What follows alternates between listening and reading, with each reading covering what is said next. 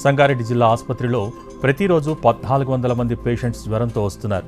2 రోజులకు మించి జ్వరం వస్తే డెంగ్యూ, టైఫాయిడ్, మలేరియా టెస్టులు చేయించుకోవాలని డాక్టర్లు సూచిస్తున్నారు. మరిన్ని వివరాలు మా ప్రతినిధి శ్రీనివాస్ అందిస్తారు. ఉమ్మడి మెదక్ జిల్లాలో విష జ్వరాలు విజృంభిస్తున్నాయి. చిన్న పెద్ద అనే తేడా లేకుండా కూడా ప్రతి ఒక్కరికి కూడా గత వారం రోజులుగా కూడా విష జ్వరాలు విజృంభిస్తున్నటువంటి పరిస్థితి.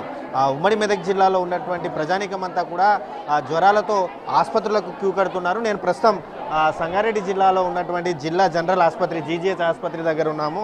మనం విజువల్స్లో చూసుకోవచ్చు, భారీగా ఆసుపత్రికి పేషెంట్లు రావడం జరిగింది. ఉదయం 9 గంటల నుంచే ఆసుపత్రిలోకి బారులు తీరుతున్నారు. ఇటు వరుసగా కూడా వ్యాప్తి చెందుతున్నటువంటి విష జ్వరాలు కావచ్చు, అదేవిధంగా డెంగ్యూ, మలేరియా, టైఫాయిడ్ ఈ విష జ్వరాలన్నింటితో మాత్రం జనాలు మాత్రం రోగులు మాత్రం ఆసుపత్రులకు కిక్కిరిస్తున్నారు.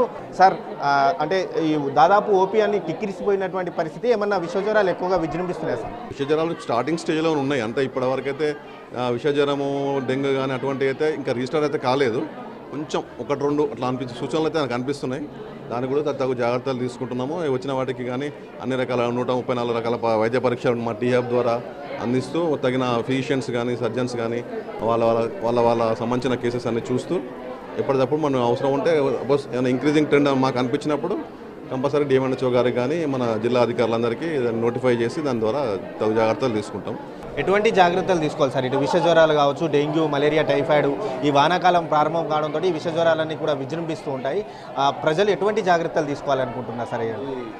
ఈ వర్షాకాలం స్టార్టింగ్ సీజన్లో మెయిన్గా ఒకటి మనకి కలుషితమైన నీరు తాగటం వల్ల దాన్ని ఎట్లా నివారించుకోవచ్చు అంటే మనకి కేవలం ఈ బయట ఫుడ్ సాధ్యమైనంత వరకు బయట ఫుడ్ తీసుకోకపోవటం నెంబర్ 1.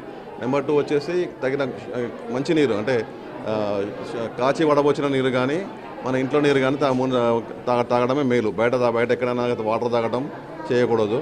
అది ఒకటి. నీటి ద్వారా వచ్చేదాన్ని అట్లా చాలా వరకు తగ్గించుకోవచ్చు. రెండవది దోమల ద్వారా సంక్రమించే వ్యాధి. ఇప్పుడు కొత్తగా వర్షాలు పడ్డప్పుడు మనం చిన్న వాడి పడేసిన టిన్ క్యాన్స్లలో కానీ కొబ్బరి బొండాలలో కానీ ఇంకా చుట్టుపక్కల నీటి కొలల్లో కానీ చిన్న వాటర్ స్టాగ్నెంట్ ఏరియాస్లో కూడా దోమలు బ్రీడింగ్ ప్లేసెస్ ఛాన్సెస్ ఎక్కువ ఉంటాయి. వాటిని నివారించడానికి మనం దాని ఫస్ట్ థింగ్ చుట్టుపక్కల అన్ని పరిశుభ్రత పెట్టుకొని ఇలా కొన్ని చోట్ల వాటర్ స్టాగ్నెట్ అయితే దాన్ని చూసుకొని దాంట్లో ఆయిల్ చల్లటం కానీ ఆయిల్ బాల్స్ లాంటివి ఉంటాయి. అవి చల్లితే వాటి మీద దోమలు బ్రీడ్ కాకుండా ఉంటాయి. మొత్తంగా చూసుకోవచ్చు, ఇటు విష జ్వరాలు ఏవైతే ఉన్నాయో విష జ్వరాలకు మాత్రం రెడీగా ఉన్నాము. అయితే విష జ్వరాలు ఇంకా ప్రారంభం కాలేదు. సీజన్ కావడంతో ఇప్పుడిప్పుడే ఒక్కొక్క చిన్నగా కేసులు వస్తున్నాయి. అయితే ఈ విష జ్వరాల బారి నుంచి తప్పించుకోవడానికి మాత్రం ముఖ్యంగా కొన్ని జాగ్రత్తలు తీసుకుంటే కనుక ఈ విష జ్వరాల నుంచి మనం బయటపడవచ్చు అని చెప్పి అయితే సంగారెడ్డి జిల్లా ఆసుపత్రి సూపరింటెండెంట్ అనిల్ కుమార్ చెప్తా ఉన్నారు.